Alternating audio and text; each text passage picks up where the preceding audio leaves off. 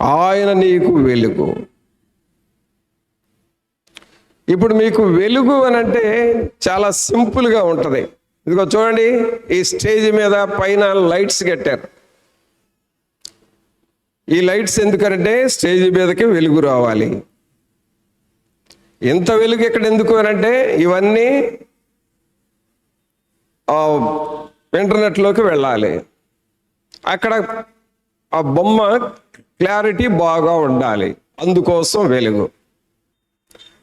అలాగే నైట్ మీటింగ్లో మీరు చూస్తున్నారు, ఈ ఏరియా అంతా కూడా లైటింగ్, అదొక వెలుగు. ఎందుకంటే ఒకరికొకరం కనపడాలి, మన పనులు మనం చేసుకోవాలి, ఇదొక వెలుగు. కానీ ఇంకొక వెలుగు ఉంది. దేవుడు అంటున్నాడు, యెహోవా నాకు వెలుగును రక్షణయై ఉన్నాడు. అంటే ఏంటంటే పిల్లరా, ఈ వెలుగు అనేటటువంటిది ఈ భూమి మీద అనగా సూర్యకాంతి పడుతూ ఉన్నప్పుడు మనము తినే ప్రతి ఆహార పదార్థము కూడా ఆ సన్లైట్ని తీసుకుంటా ఉంటుంది. ఉదాహరణకు మనకు పంట చేలు వచ్చినాయి. ఈ పంట చేలల్లో మనం నీళ్లు పెట్టడమే మన పని. కానీ ఆ పంట చేలు సూర్యకాంతిని తీసుకొని కిరణజన్య సంయోగ క్రియ జరుపుకొని పిండి పదార్థాన్ని తయారు చేసి అదే బియ్యపు గింజగా మార్చేస్తుంది. అనగా నీకు పంటలు పండుతున్నాయి అంటే ఆ సూర్యకాంతిని తీసుకుంటుంది. నీకు కూరగాయలు పండుతున్నాయి అనంటే సూర్యకాంతిని తీసుకుంటున్నాయి. నీకు ఫ్రూట్స్ ఇచ్చే చెట్లు ఫ్రూట్స్ని ఇస్తున్నాయి అనంటే సూర్యకాంతిని తీసుకుంటున్నాయి. సూర్యకాంతి వలన మనం తినే ప్రతి ఆహార పదార్థము పండుతూ ఉన్నది. అలాగే ప్రియులరా, దేవుడు నీకు వెలుగుగా ఉన్నప్పుడు నీ జీవితంలో అన్నీ సమకూరుస్తూ ఉంటాడు.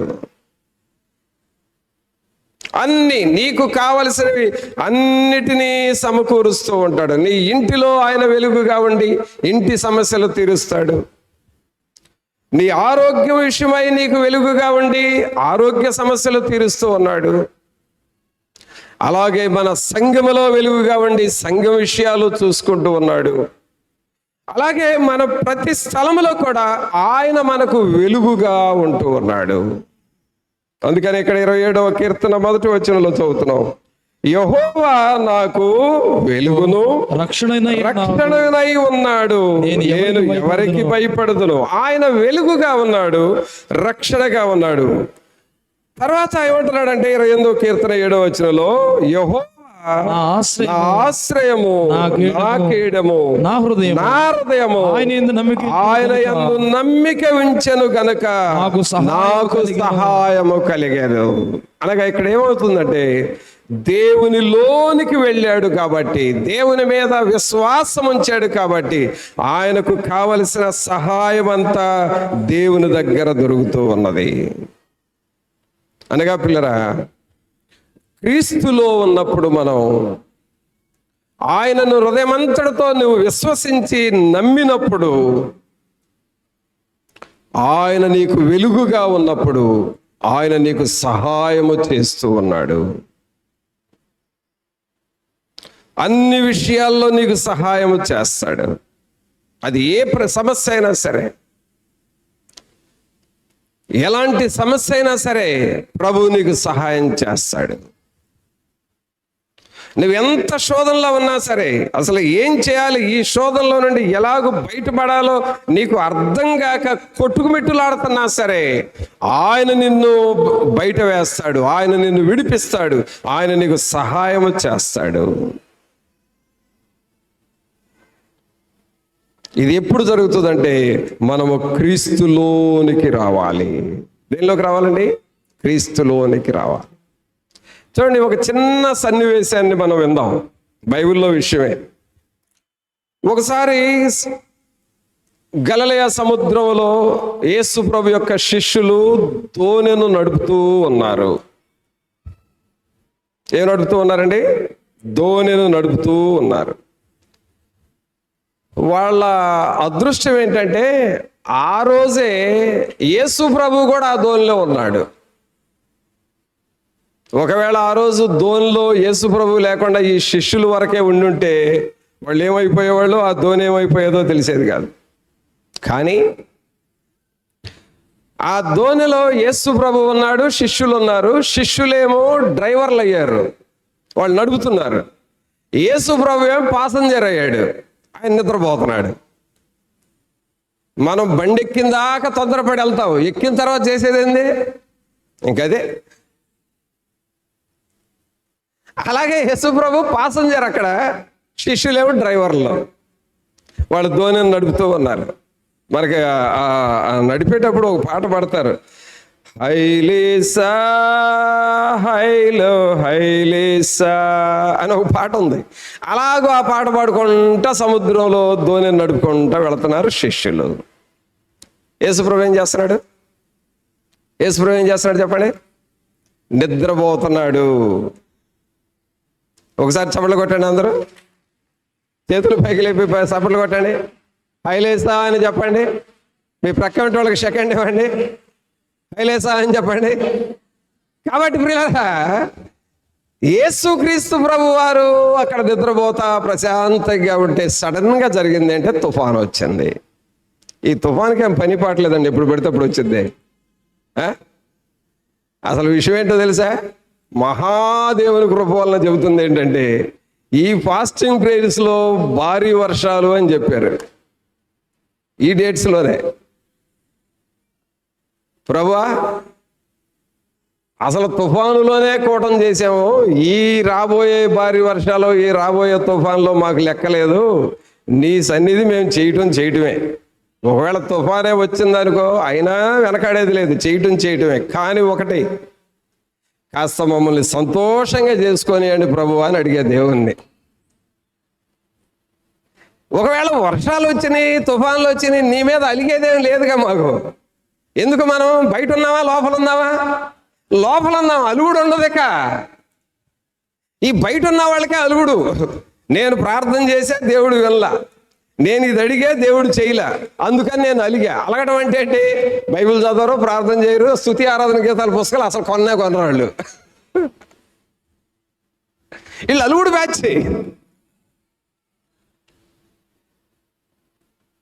కావున పిల్లరా, దేవుని ఏమడికంటే, ప్రభా ఏది ఏమైనా ఆరాధన చేయడమే. వర్షాలు పంపిస్తావా, తుఫాను పంపిస్తావా, భారీ వర్షాలే పంపిస్తావా, ఏదో వాతావరణ శాఖ వాళ్ళు చెప్పారు కదా, నువ్వు పంపించుకుంటానంటే పంపించుకో. కానీ ఒకటి, మా ప్రాంతాలలో ఇప్పుడు కూటాలు జరుగుతున్నాయి, అది మా అవసరం. ఇప్పుడు పొలాల్లో పంటలు రెడీగా వచ్చినాయి, అది అందరి అవసరం. ఇలాంటి టైంలో వర్షం పంపడం అంత అవసరమా ప్రభువా మాకు? అందుకని కాస్త సంతోషంగా మమ్మల్ని చేసుకొని అండి ప్రభువా అని దేవుణ్ణి అడిగాను. పిల్లరా, దేవుడు మనకు వెలుగుగా ఉన్నప్పుడు ఏదైనా అడుగుతాము. మనం ఈ మధ్య ఒక పాట పాడుతున్నాం, ఏదైనా చేయగలవు. నాకు అంతవరకే వచ్చు, మిగిలింది నాకు రాదు. కాసిన ప్రభు పిల్లరా, ప్రభు మనకి ఏదైనా చేయగలడు. ఎందుకంటే మనం ఎవరిలో ఉన్నామో? క్రీస్తులో ఉన్నాము. ఆమేన్, ఆమేన్. అంటే పిల్లరా, క్రీస్తులో ఉన్నప్పుడు ఏమవుతుందంటే ఎదురు దాడి వస్తుంది. మనం ఏం చేస్తామంటే ఆ ఎదురు దాడిని చూసి, రా వస్తున్నారా, నువ్వెంతవరకు వస్తావురా అని అలాగ ఎదురెళ్ళిపోతాం. అప్పుడు ఏమవుతుందంటే ఆ సామెతలు 27వ అధ్యాయం 1వ వచనంలో ఏముంటుందంటే, నీతిమంతులు సింహము వలె ధైర్యముగా ఉంటారు అని ఉంది. ఎలా ఉంటారు? సింహం వలె ధైర్యంగా ఉంటారు. అంటే ఆ ధైర్యంతో మనం ముందుకు వెళ్తాము.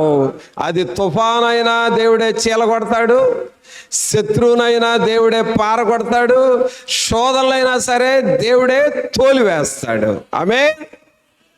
కావున పిల్లరా, దేనిలో ఉండటం మనకు అవసరం? ఎవరిలో ఉండటం మనకు అవసరం? క్రీస్తులో మనం ఉండాలి. అందుకనే ఈ మీటింగ్స్ని దేవునికి అప్పచెప్పాం. మంచి వాతావరణంలో జరిగించు ప్రభు అని అడిగాము.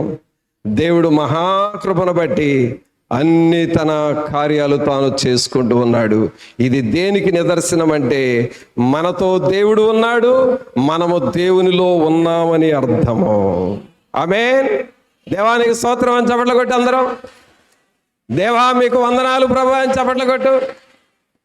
కావున ప్రభువునందు ప్రియుల, క్రీస్తులో ఉన్నప్పుడు ఆయన నీకు వెలుగు, ఆయన నీకు రక్షణ అయి ఉన్నాడు, ఆయన నీకు సహాయము చేయువాడుగా ఉన్నాడు. ప్రియులరా, ఒకవేళ మీరు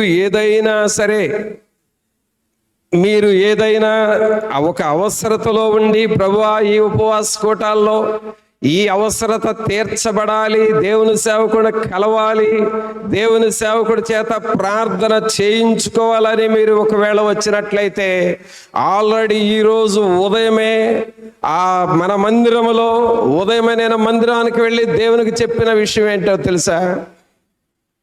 ఈరోజు నేను మందిరానికి వెళ్ళి దేవునికి చెప్పిన విషయం ఏంటంటే, ప్రభువా ఈ 3వ దినమున ఎవరైనా ఏదైనా అవసరతలో ఉండి దేవుని సేవకుడు కలిసి ప్రార్థన చేయించుకోవాలని వస్తారేమో, ఒక విషయం మిమ్మల్ని అడుగుతున్నానయ్యా, నేను వాళ్ళకి ప్రార్థన చేస్తాను కానీ వాళ్ళు నా దగ్గరకు రాకముందే వాళ్ళ సమస్యకి మీరు జవాబు ఇవ్వాలి అని ప్రార్థన చేసి,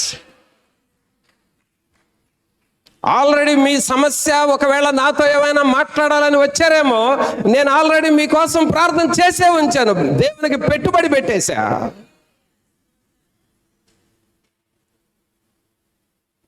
క్రీస్తులో మనం ఉన్నాము,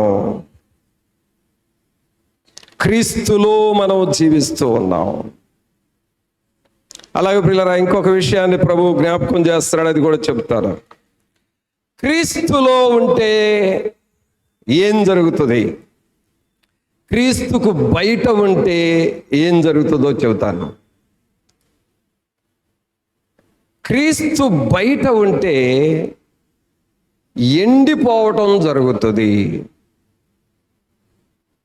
ఎండిపోతావు.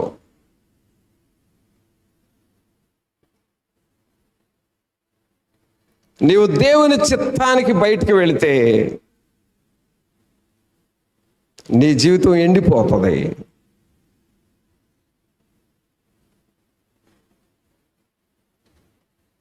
దేవుని వాక్యం చెప్పే ఆ మాటల నుండి నువ్వు ప్రక్కకు పోతే, వెనక్కపోతే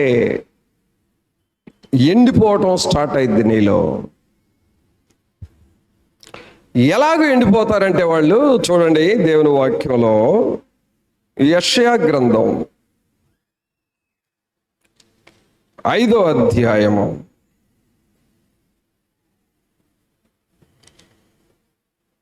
5వ అధ్యాయము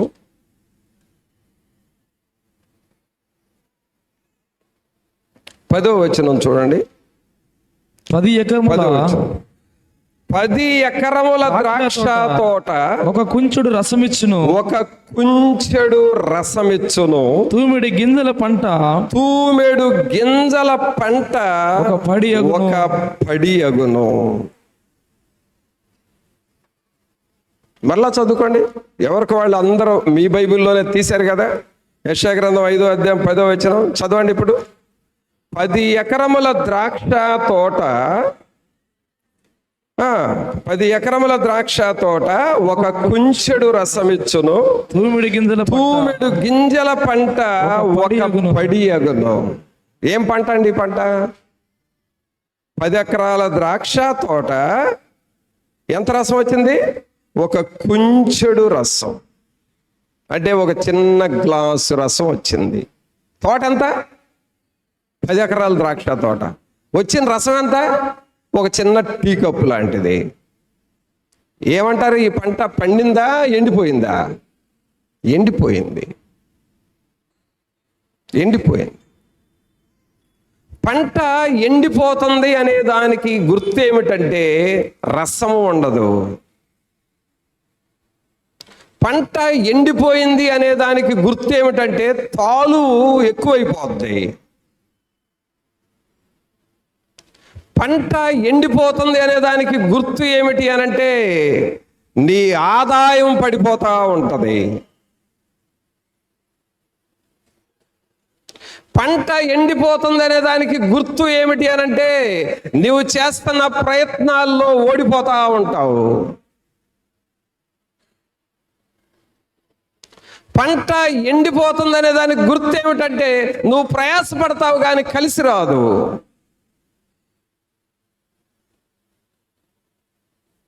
పంట ఎండిపోతుందనే దానికి గుర్తు ఏమిటంటే నీ ఆత్మీయ జీవితంలో ఆశలు, నిరీక్షణ కోల్పోయి ప్రార్థనలో వెనకబడిపోతా ఉంటావు. పంట ఎండిపోతుందనే దానికి గుర్తు ఏమిటంటే దేవుని కొరకైన ఆశలు పోయి లోక సంబంధమైన వాటి మీదకి నీ మనసు పోతా ఉంటది. ఈ గుర్తులు ఏమిటంటే నీ పంట ఎండిపోతా ఉంది. సోదరా సోదరి, జరగరానివి జరిగి ఏది జరగకూడదు అనుకున్నావు అదే జరిగి దానిని గూర్చి నువ్వు ఆలోచన చేసి కృంగిపోయి నష్టపోతూ ఉన్నావంటే నీ పంట ఎండిపోతా ఉంది. కారణం ఏంటో తెలుసా? క్రీస్తుకు నువ్వు బయట బ్రతుకుతున్నావు, దేవునికి బయట ఉంటూ ఉన్నావు, దేవునికి దూరంగా ఉంటూ ఉన్నావు. బెత్లెహేము దేశంలో నయోమి కుటుంబము ఎంతో ఆశీర్వాదకరంగా బ్రతుకుతూ ఉన్నామే, సమృద్ధిగా ఉన్న ఆమె మోయాబు దేశానికి వెళ్ళింది. ఆమె కుటుంబం ఎండిపోయింది, పంట ఎండిపోయింది.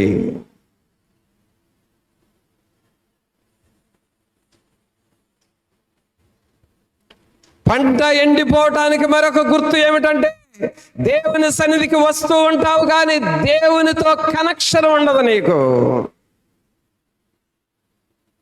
దేవుని స్వరం వినవు నువ్వు, దేవుని దర్శనాలు పోగొట్టుకుంటావు. దైవ నడిపింపు ఎక్కడో తగ్గిపోతా ఉంటది. దైవ నడిపింపు ప్రక్కకు పోయి నీ నడిపింపు, మనుషుల నడిపింపు పెరుగుతా ఉంటది నీకు. నీ పంట ఎండిపోతుంది అని గుర్తు. కానీ నువ్వు క్రీస్తులోకి వస్తే, క్రీస్తులో నువ్వు బ్రతుకుతూ ఉంటే దైవ నడిపింపు క్షణ క్షణము నీకు కనెక్షన్ వస్తూ ఉంటది.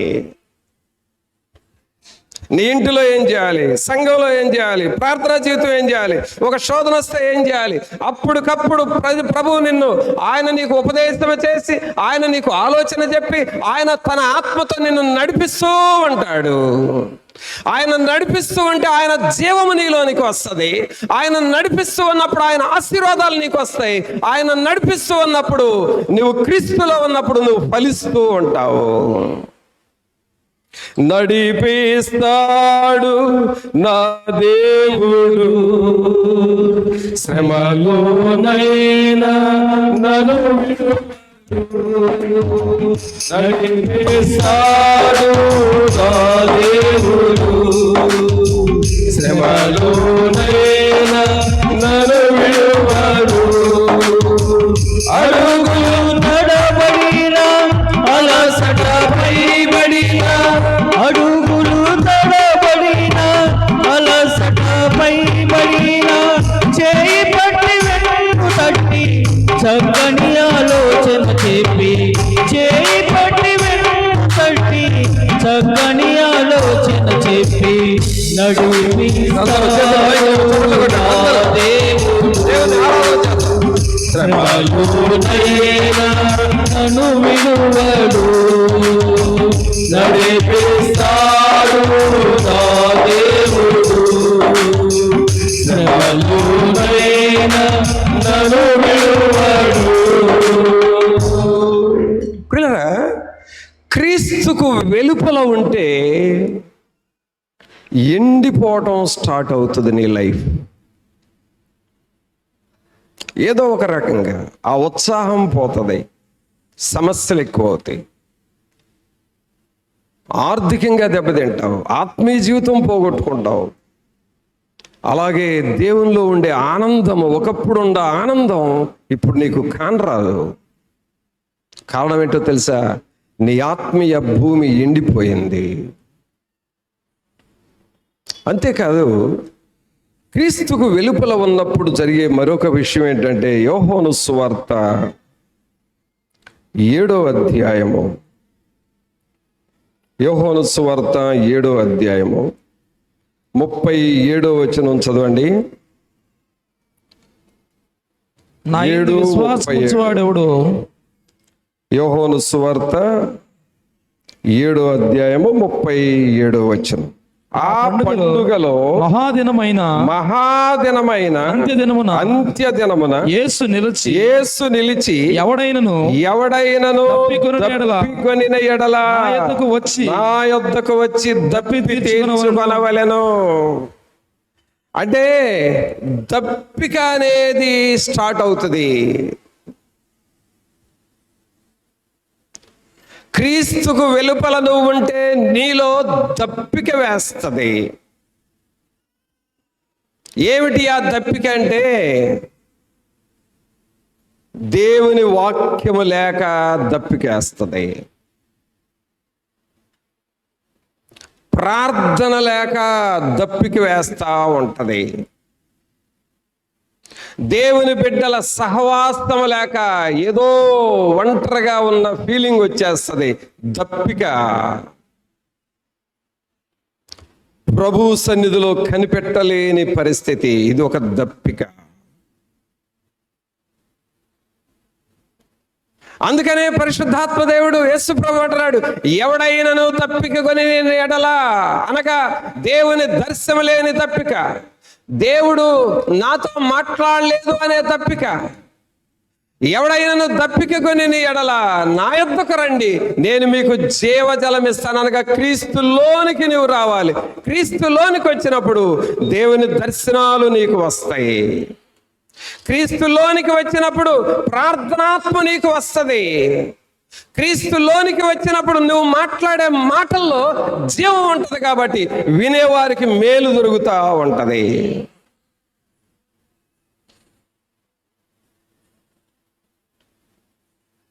ఒక సమయంలో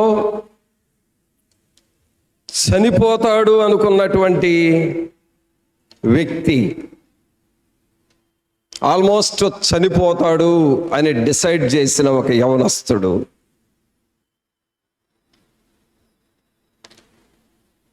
అది ఒక భయంకరమైన రోగం, ఎయిడ్స్ వ్యాధి.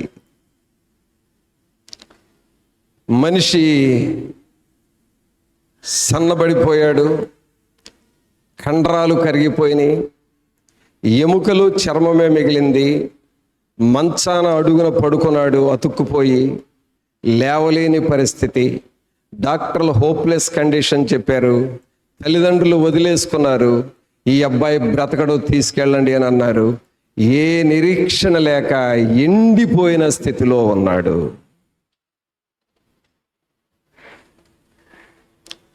అలాంటి యవనస్తుడికి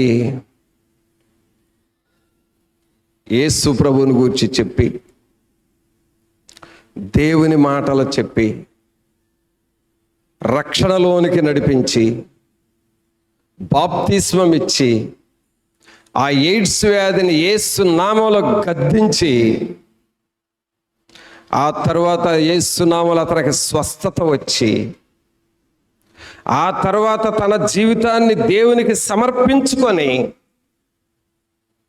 ఆ తర్వాత తను ఒక ఉద్యోగం చేస్తూ, ప్రభు పనిని చేస్తూ, ఎండిన శవములాగా నులక మంచాన పడిపోయిన ఆ వ్యక్తి ఇప్పుడు బలాఢ్యుడిగా దేహదారుఢ్యము కలిగి గొప్ప దేవుని సేవ చేస్తూ ఉన్నాడు. అలా ఆ వ్యక్తిని నేను పోయిన సంవత్సరం ఇక్కడ మీటింగ్స్ పిలిపించి వాక్యం చెప్పించాను.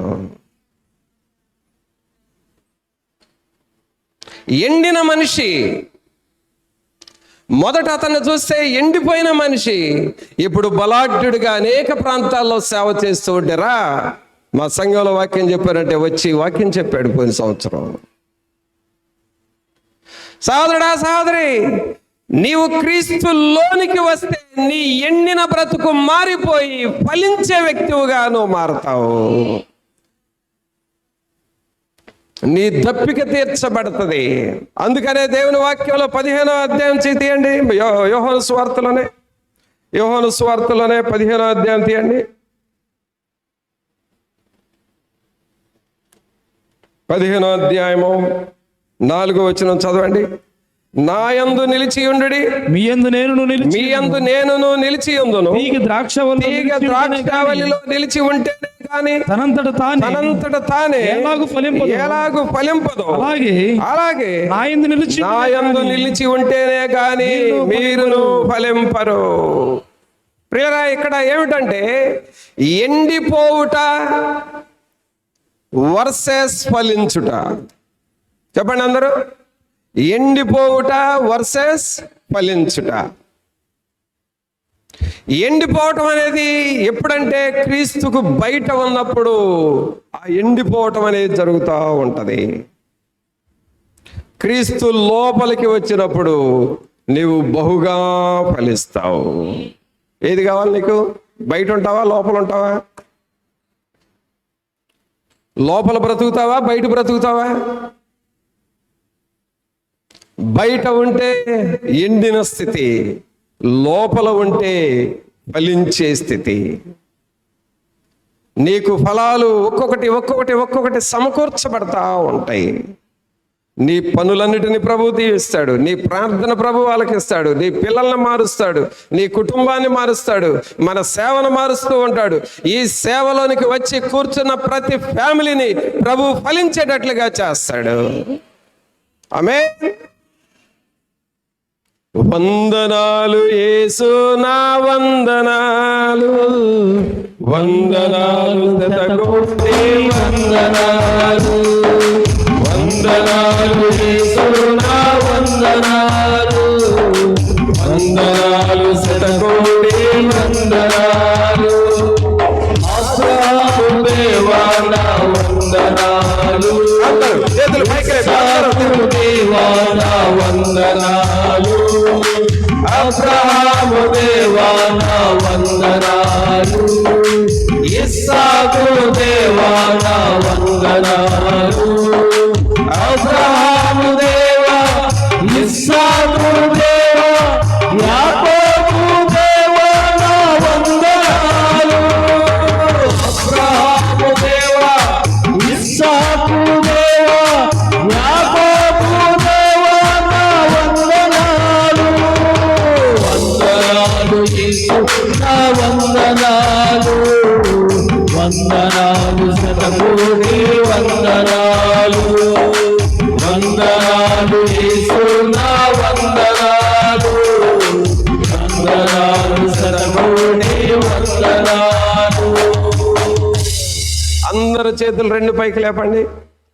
యేసయ్యా అని పిలవండి.